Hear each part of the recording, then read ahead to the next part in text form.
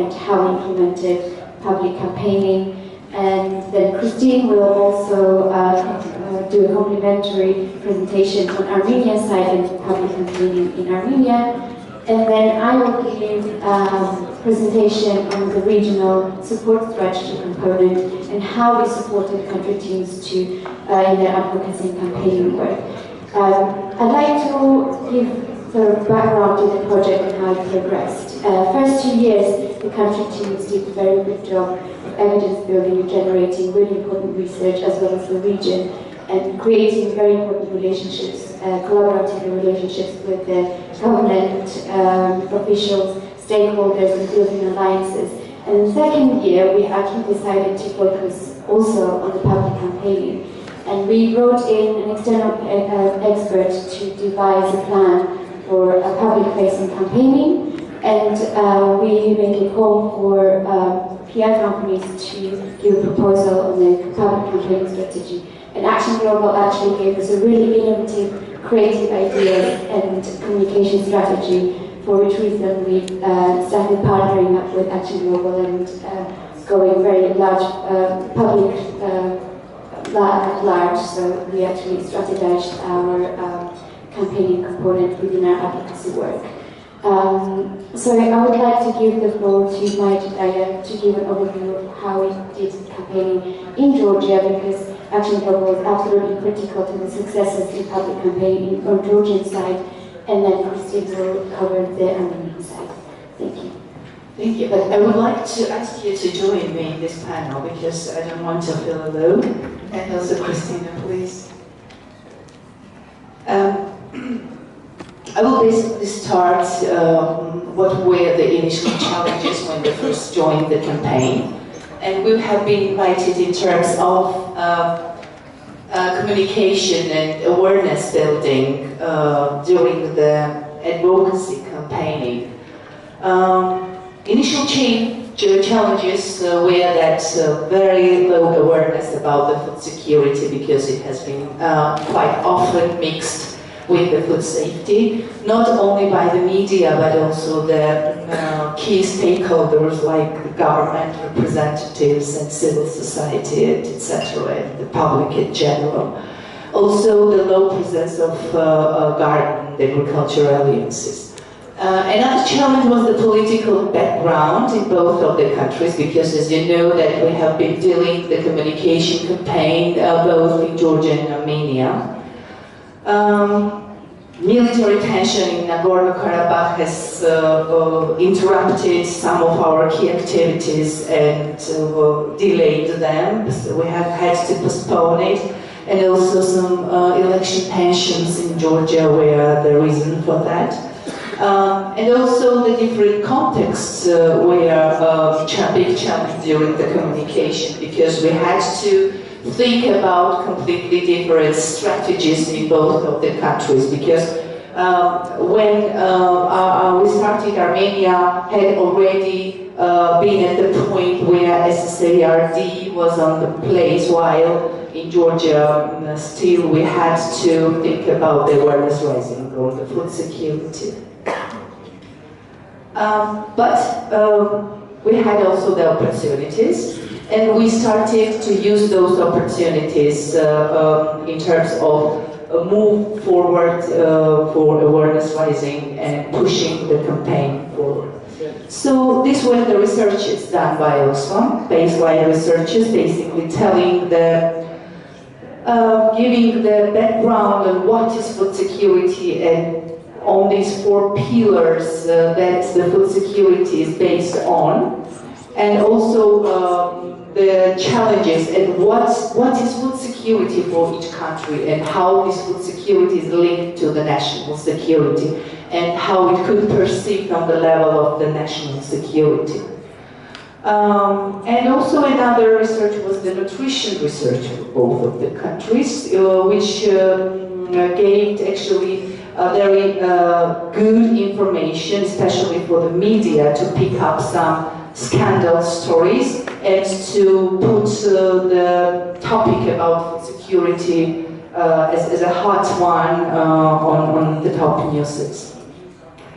Another opportunity was the exclusivity of Oxfam, because Oxfam is, and I think will be perceived as an expert in food security, and later also the spin-off organization like Bridge and Oxygen will be perceived as an expert in the market on these food security issues, and later any other project that will be implemented will be linked to Oxfam and this spin-off organization.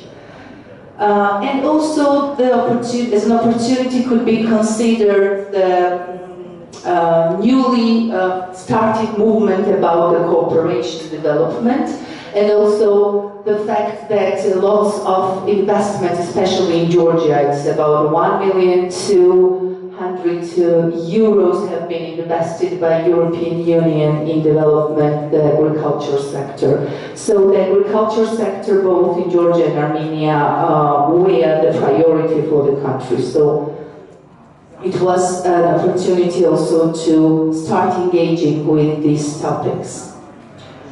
And here is, I will not talk much about these objectives that we had to achieve within 2 years project since 2015 when we have signed the contract with Oxfam.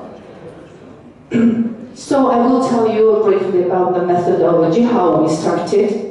As you see on the left side, we had actually 4 different phases. And first was an awareness raising phase, which includes the awareness raising on the food security and nutrition issues, also sensitization of the food security issues in the media, in the farmers, consumers, alliances, and the government. So basically telling the stories what is food security. Another phase, the next phase after awareness raising is acknowledgement phase, which means that after people understand and perceive the information as an important, it starts slowly but surely engaging in the processes. This is generating the interest of the influencers, basically. We are talking about the key media representatives, the bloggers, the civil society actors, and also the government representatives and political parties. And also driving the discussion in the media was considered in this phase. And also create the trusted source of the information. Here we considered our website, which is the information hub for the food security issues in South Caucasus. Next phase was the acceptance phase, which means the increasing the direct engagement of the audience, and also inviting the target audiences to take the ownership of the information dissemination. This means the bottom-up approach, when people really realize that the information about the food security, about the nutrition is quite important, and they start activating themselves and create the demand on the grassroots level to put the pressure on the decision makers and the government in this case. And the final state is the participative activation, where we are located right now. Which means that keeping the topic active in the social network and make the government accountable. So we are now in this phase, which means that if we meet all these 4 phases, the communication strategy is being perceived as a successful. How we dealt with the different topics. Here we have the range of the topics that we had to deal with. This was the food security and poverty alleviation, supporting the local production, gender mainstreaming, access to the market. Basically, those are the topics that we had to put into one umbrella, with the final objective to get the FSN bill and the action plan, and with the key influencers like media, farmers, academia representatives, private sector, consumers, especially youth and their parents, because when we talk about the nutrition, it's very important to keep in mind that the fragile groups are the youth and children who really suffer from the malnutrition. Political parties and civil society are also key influencers in our case, and the final influencers are the government, who are at the same time the decision makers. So taking into consideration all these complicated parts and different parts of the food security and nutrition advocacy campaign, we have united under the slogan "More local production, more support to small farmers," which means that though this is kind of slogan that everybody understands and everybody agrees on, that we need a local production which is healthy, which is fresh, and to get this we need to support the local farmers, especially small producers who are I don't know percentage, but 600,000 in Georgia case. So what were the tools for the successful tools for influencing the communication process? First of all, it was the media sensitization. We really managed to put the topics of the food security on top of the media, changing a little bit the language of the researchers and giving some revealing very scandalous information, like 90% of the people suffer from the cardiovascular diseases in Georgia, and this is caused because of the malnutrition, and malnutrition itself is the problem of the unhealthy nutrition. Unhealthy nutrition itself is the problem of the high level of the imported food and low level of the local production, which is the problem of the low support of the local farms, smallholder farmers, which actually leads you to the food security issues and why government should be accountable to this topic. Political party sensitization was also one of the key moments for the success, and I will, in the next slide, I will talk a little bit in more details about it. Celebrities supporting the campaign on the initial stage, we really tried to call the celebrities to support the campaign to make it a little bit cool, and because people really react on what their opinion leaders are talking about and what the opinion leaders are thinking and want to support too. One of the successful components during the campaign was the gender barrier visualization, because when we talk about the gender mainstreaming, it's a little bit complicated to understand what you really mean. But through the visualization of those barriers, to most of the people, especially to the political parties, decision makers, it became tangible. What does this mean, gender mainstreaming? It means that the women don't have an access to the financial loans because they don't have an access in the private property. Women don't have an access to the mechanization and the education because they suffer from the double burden of the domestic labor. Customers and healthy lunch competition was also one of the to sensitize the customers was one of the key moment of the success within the campaign. Also, cooperation between the stakeholders, media,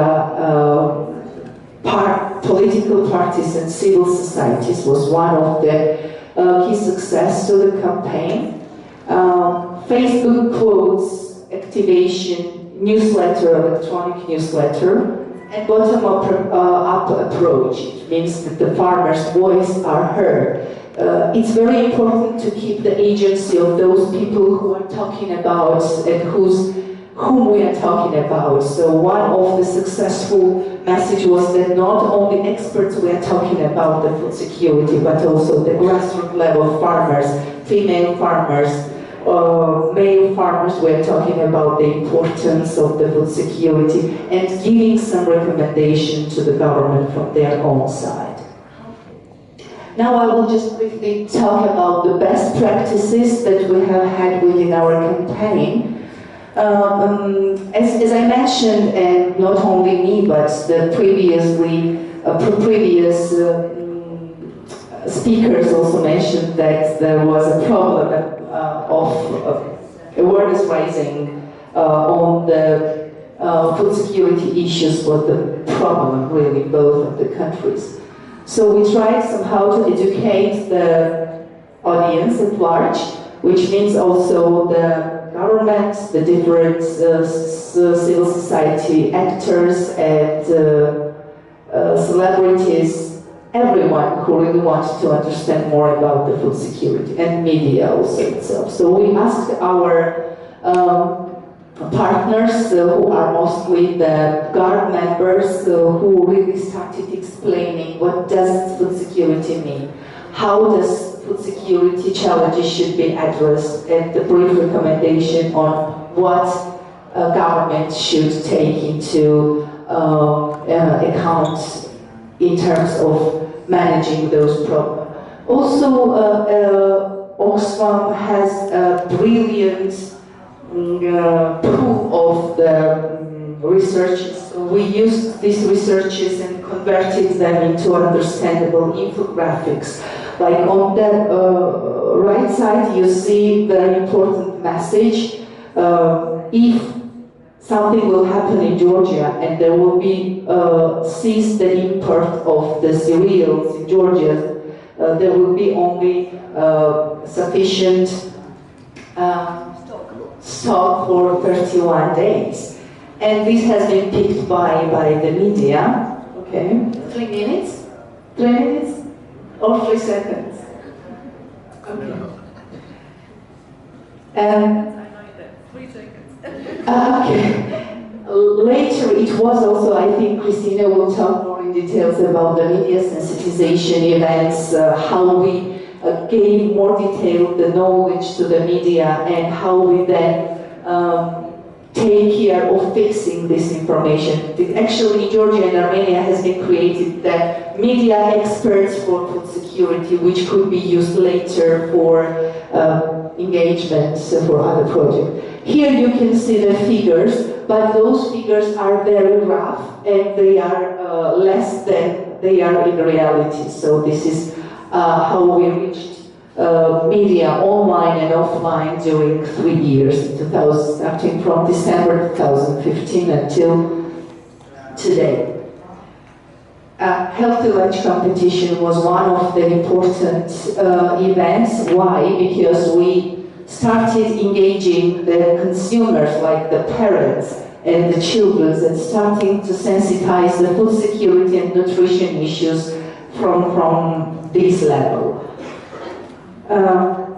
And also we created very important platform in terms of the healthy lunch competition, where civil society, private sector and the government came together to support this event. This was one of the key moments that should be mentioned here.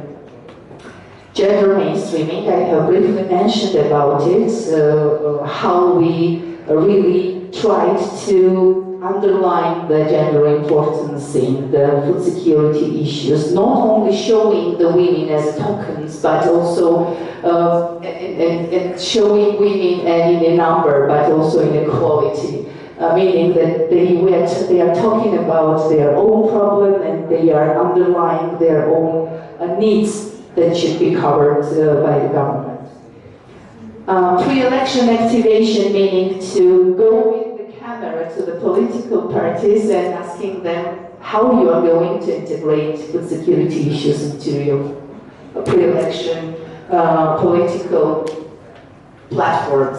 And when they are starting talking later, you get after election to them and asking them, so what is your pledge? And this is very effective too. Well, this is basically about the lessons learned, but what is important here to mention out of it is that we need more bottom-up approach, despite that the final destination and the final target audience is the government, but we still need to sensitize the issue on the grassroots level so that to make the government accountable on this, because government has a fear, and this fear is of the people.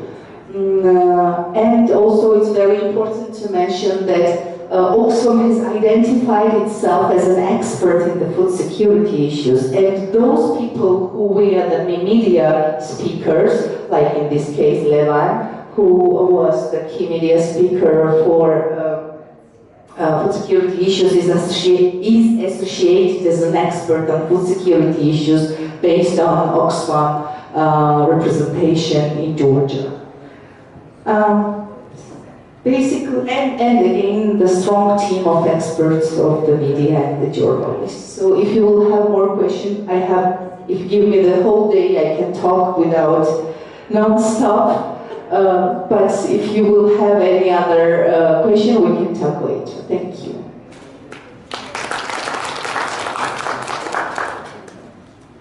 Thank you, Maya. It was really comprehensive. I'll give the floor to Christine now to talk about Armenian side. And I would like to tell that although food security campaign has been planned as a regional one, but the country teams have been given quite intensive autonomy to decide what are the key strategies and what are the key priorities that we're going to highlight. And I would like to stress that this was very important, because this gives us flexibility to line our activities and strategies with the changing context in the country, and keep and grasp the emerging opportunities. In this sense, I would like to state that our campaign has intensive influencing agenda, and it has two bases. Promote the reforms in agriculture policies to support smallholder producers, and also improve nutrition practices in Armenia, and by mobilizing public engagement and public awareness around that issues. And these two basic pillars have been grounded in the theory of change. And I'm not going to detail on this diagram, but the objective of that to adoption of the SART, or at least that government puts the key food security issues in its agenda, and creation of participatory monitoring mechanism that under the nutrition issues. Sorry. And if you would just look at the diagram, you will see that our influencers was the media, first of all, and this is not just their coming and reporting about our events, but they are becoming the participants. They are becoming our champions and spokespersons on behalf of us, talking and raising issues about food security and nutrition in the country.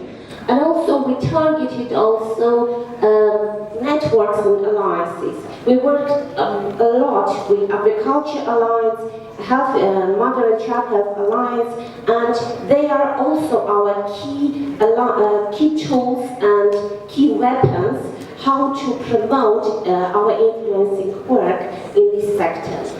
And you will see that a lot of activities have been definitely implemented and successful because of these two networks' engagement. And I would also stress that our key alliance is also the general public, and especially active part of this society. Women farmers who are actively involved in production, and they are already under the economic justice program, have been educated how to talk to the people, talk to the government, how to advocate and influence the government, and also general public, mothers, teachers, because we targeted under the nutrition component of the campaign, we targeted kids, children. And this made our campaign very emotional. and people really want to join and improve situation. And that's why I think that we need to keep going on this direction, thinking who are influential parts of the society that can turn into the champions of the campaign. And this leads to our major activities and strategies, which I'm not going to list, but I would rather stress those ones that have the capacity to be replicated and to be continued by other organizations. Maya already talked about the election campaigns, sensitizing and linking civil society with political parties. In the eve of political parliamentary elections, jointly with Agriculture Alliance, we launched the election campaign, and that was an effort to start a dialogue between political parties and civil society on the food security issues. Agriculture Alliance launched a petition, and this petition has been sent to different political parties. It has been publicly announced, it has been in the media, it was in the media, it was in social networks, and when after the election we did an assessment of the political party manifestos. So two political parties that are now in two political parties that are now in the parliament pledged to follow the food security improvement path. This is Republican Party and Yelk Alliance. So I think that this is a good starting point for the future work of these parties and for the next campaigns around promoting food security in their agendas. Another, if I have time, and another big event that already mentioned several times is the Farmers Congress. Thank you. When we created a platform for the direct Q&A session with participation of farmers on one hand and the direct decision maker, Minister of Agriculture for another. And all the participants mentioned that that was a really brilliant opportunity to listen to the voice of the farmers and also to keep the government accountable. I urge my colleagues from Networks Agriculture Alliance to keep on going to use this scheme for the keeping government accountable. I'm not going to talk about the female hero because this is the brand of Oxfam, everybody knows this event, and I think that for already 4 years we implementing this campaign, it proves to be very effective, providing the voice and platform for women farmers to present themselves and also empower them to raise their voices. So I urge to also continue doing these events. And another very opportunistic event I would like to mention, that is the Consumer Week. This time, this year, first time, Oxfam, jointly with the State Service for Food Safety, organized this event on the eve of International Consumer Day in mid-March. It was an intensive week of influencing and public awareness on the food safety issues. That was a joint initiative, and we engaged a lot of celebrities. You can see the posters. There was a lot of posters that every celebrity calls for the food safety in the country. And also one of our celebrities is the Prime Minister himself. In its Facebook post, he shared our videos, and we got more than 70,000 views on our videos. So the culmination of the week was the Consumer Forum, where Prime Minister himself gave a speech, and he said that food safety is going to be under the government agenda during upcoming years. So this is also a good opportunity for our partners to continue marking this Consumer Day and keeping accountable our government. And also another very important aspect scheme that we introduced during our campaign is the education of part. When jointly with the Minister of Healthcare, we launched several health nutrition lessons in schools. And I would like to say that it was a really fantastic event. Kids were very enthusiastic. They were very knowledgeable, more than we. and that was very fantastic. They are very interested, and the online broadcast of that lessons brought a lot of visitors to our site. You can see the figures, it was really amazing. About the lessons learned, I would like to say that regional campaigns should be relevant to country context. Country teams should have an autonomy to decide on strategies and approaches. And because this gives a shared ownership for the country teams to be engaged in, and also this about not only the country and regional relations, but also partner and leading organization relations. Using celebrities proves to be very effective tool, and we need to be opportunistic and not be afraid to be innovative, with innovative approaches, and also last but not least, yes, the multi-stakeholder engagement is the key for success in public campaigning. Yeah. Now I'm going to give the floor to Nana. Yes. Thank you, Christine. That was really interesting. You've just had several tools and tactics that both country teams use to influence our not only stakeholders but also the government and the public, and educate all the key actors in the sector. Now I'm going to focus on how the regional team supported the country teams in their advocacy work. We weren't directly advocating, so to speak, but we were creating, using opportunities to regional coordination and also international exposure to bring in influences from outside. So I'll get my presentation.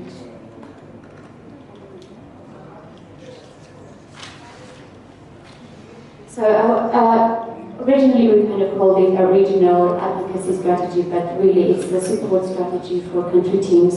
And as you can see, both country teams had their own objectives adapted to their own context, and we tried as much as that we could to support them in their own right and in their what would be the most effective way in their own context.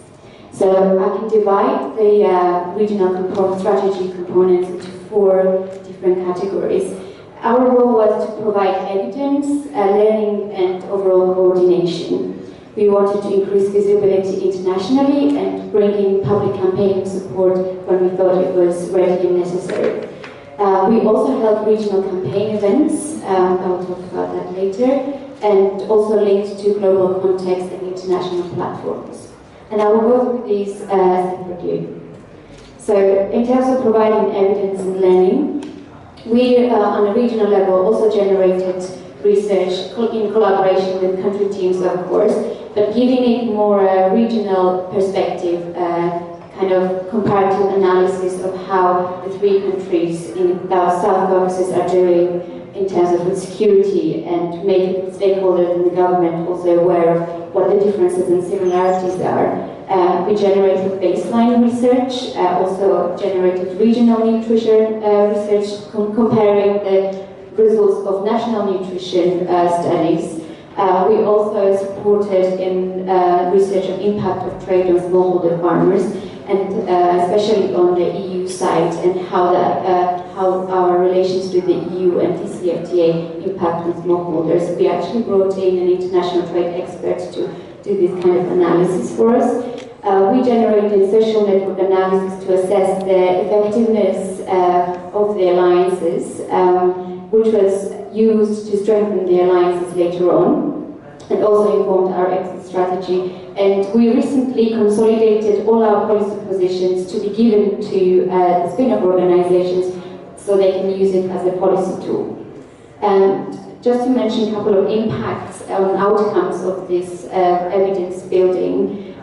Baseline was widely used in the country both countries to raise awareness of food security in the region. DCFTA impact on smallholder farmers was used to further advocate for the investments for smallholder farmers, especially in the context of risks associated with market liberalization. And this was actually a few weeks ago quoted by Olivier de Schutter, who is this guy on the right, and he's actually a former UN Right to Food lead. And in Brussels, one of the EU sessions, he actually quoted and referred to our EU research and was advocating for smallholder farmers. So you can see that impact is going international. And social network analysis, as I mentioned, was used by the country teams to enrich, and the alliances, to enrich and strengthen the alliance, and to inform how Oxfam can exit transfer the power to the alliances. Some of the learnings that the regional team provided was international exposure and international platforms. So, as Elkana mentioned earlier, we actually sent quite a few participants and partners to the World Committee on Food Security Forum, and some of them became the members of the forum and civil society mechanism. We also supported the country teams to send government officials and our team members to Chatham House. We also collaborated and created links for future study tours and exposure visits in order to find out best practices in smallholder policy for agriculture policy that works for smallholder farmers. And these linkages were initially created by the regional team. And we also supported peer-to-peer learning events. So one of them was Inter-Alliance Workshop, to really document what the alliances in both countries are doing, how well they're doing it, and what their shared practices can be, and how they can share information to learn from one another. And impact of was some of the outcomes of these events was that partners become official members of CFS, as I mentioned, as Elkana also spoke about earlier. Partners were also influenced on pro-smallholder programming as a result of this exposure to best practices. I remember a while ago we were preparing for CFS visit last year, and GFA, who participated previously, came, and they actually told us how much they were influenced by this exposure, and said that they actually understood a lot of policies and programming that were pro-smallholder, incorporated that into their program when they came back. So these sort of interim outcomes and short-term outcomes are really important for our influence and advocacy work. Then I call these kind of impact as a byproduct or side effects of all the influencing that we're doing towards our overall objectives to influence the national policies. We also have government considering best practices in agriculture policies as a result of study tour exposures, and also government becoming sensitized on the issues of food security and sustainable agriculture in a global context. As we mentioned, public campaigning was largely covered by Christine and Maya, so I won't focus on this much more.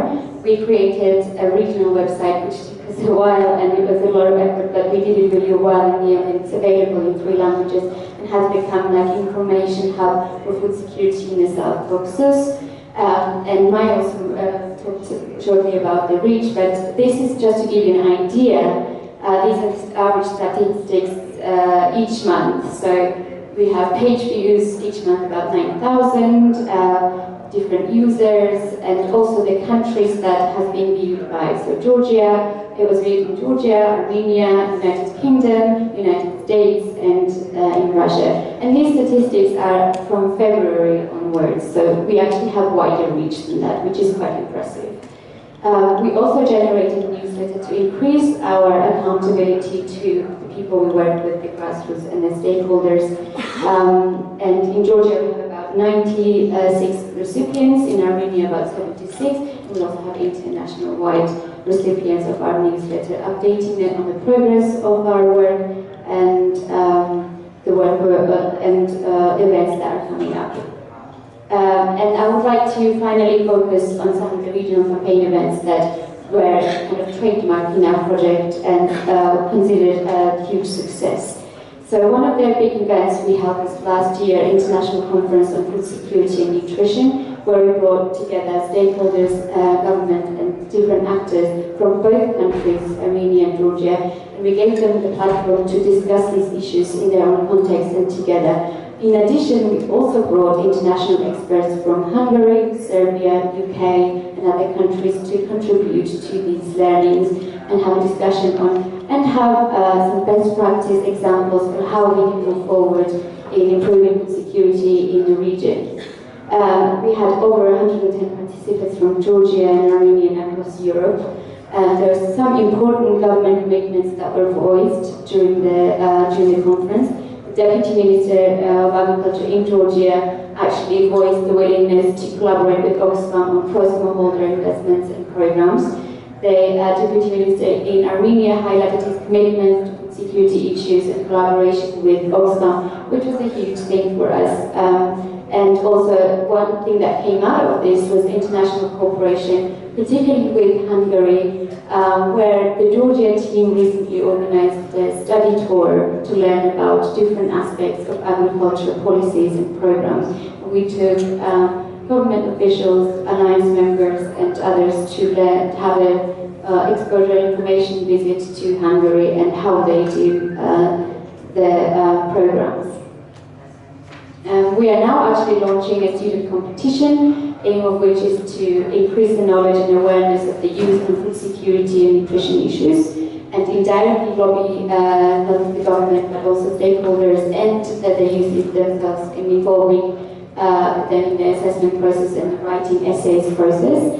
And we want to increase the interest on the subject and encourage youth involvement in the subject. And this is still ongoing, and we will be announcing results shortly, next month or so. So I had a couple of reflections and learnings, and I feel like the regional component in this project has been very much top-down, bringing in different exposures and sending people and actors to different platforms and linking the regional initiatives to global ones. And now I was also, during our reflection, at the public campaign support was absolutely vital and key to our successes. But I also thought about, could the region also have their own advocacy strategy? Could we also have a more bottom-up approach where country teams provide their evidence and country teams provide their vision, and we actually lobby the donors or big actors in the region? So one thing that we started to do within our team, but we had to stop because we didn't have enough time and capacity to complete this. We wanted to do food security impact monitoring, so taking donors' investments in the region and see how their programs in agriculture impact food security, household food securities. And this is something that would be really interesting. We actually had this experience in Oxfam, but we didn't have enough time to complete this. But there's something to consider in the future, perhaps. So if you have any questions to myself, Maya, or Christine, now would be your chance to have a little discussion. If I may, I want to add one of the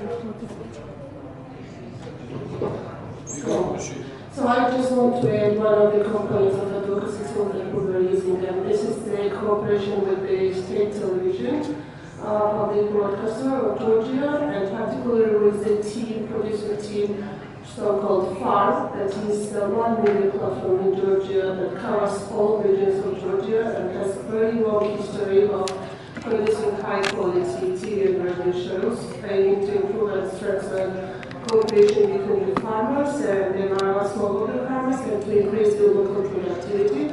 So during the last year, 8 analytical videos have been produced and aired through the state television. And when I looked through the reaches and rating of this video, so it was per show, it was 25,000 reach, and after the shows, they had the phone calls from farmers and decision makers, and it was around average 90 calls per show. I think that it was also a very effective tool that we'll be using to the last year of the project. Yeah, I just would like to add also that under the regional initiative, we also had the FSN, Food Security and Nutrition Status Update research simply, that could be used by other organizations as a baseline for similar intervention within the food food security programs. So, just for your note.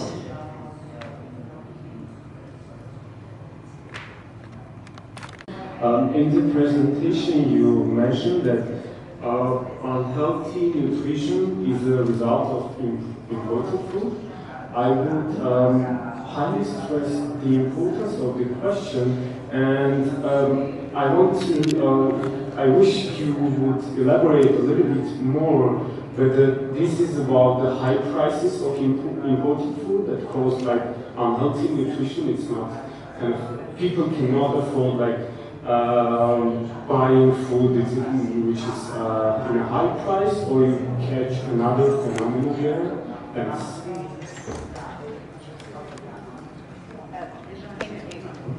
Thank you for the question. Actually, it's a problem which has multiple sides. First of all, this is financial access to the healthy food, because imported food is much less expensive rather than local production, because we have a very low scale of the local production and the prices are quite high. This is one of the reasons. The second reason is the physical access to the food, because especially in the mountain regions, people really suffer from, people really have very bad physical access to the food because they don't have meat, they can't buy the fish, and they have very limited product of the nutrition.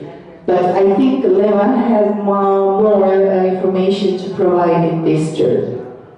Yeah, it's quite an issue, so a short answer would be the following.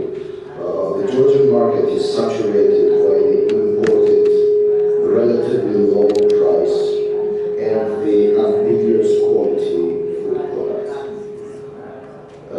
The preference of the local population in choosing the food to buy is mainly related to the price rather than the quality, because of the low incomes.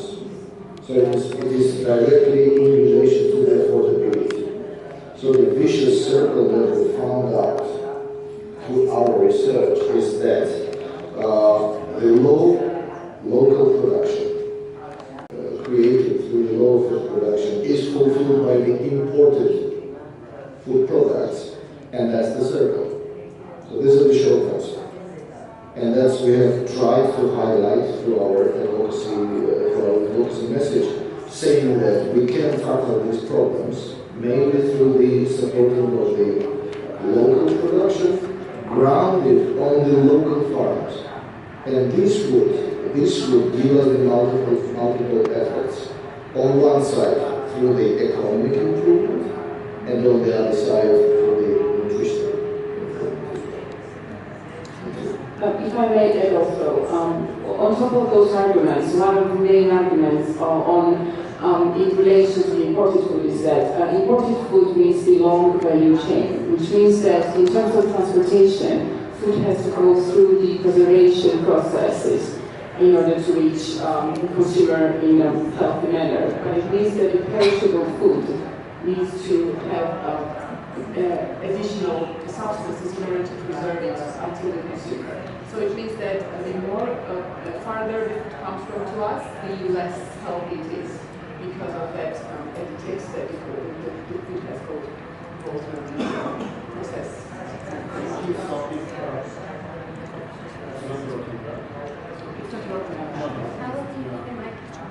Well, I can speak a bit louder, maybe. Yeah, thanks. So if we could observe the problem is not in a level of education of people, it's like much more institutional problem, right? Not in an education level. Like people know that. Some people don't know it. It's a matter of education. It's a quite a complex issue. I think it's a complex issue because when we are talking about imported food, if you compare locally produced food and imported food, you might find that imported is just simply cheaper. So people who do not have adequate income, they go for the cheaper version of the food. regardless of the fact that they either know their benefits or not. So it's, one of our findings in doing nutrition research was that people make decisions on buying food based on price. So price is the main determinant in terms of making decisions. Yeah, why I'm asking in order to stress the first step, Oxfam or another international organization or an NGO should do. There's so much the problem. It's multifaceted. Right. And then the first step is the one that should be really stressed. And I mean, education and I think we're taking more broader. We're talking about the competitiveness in this case. That includes, of course, the factor of education, but includes also the factor of access to finance. We will have the panel tomorrow. That includes also the factor of the knowledge, of the input supply. I mean, this is the entire thing. But I mean, in order to be how to say optimal, we're talking about the competitiveness. Thank you.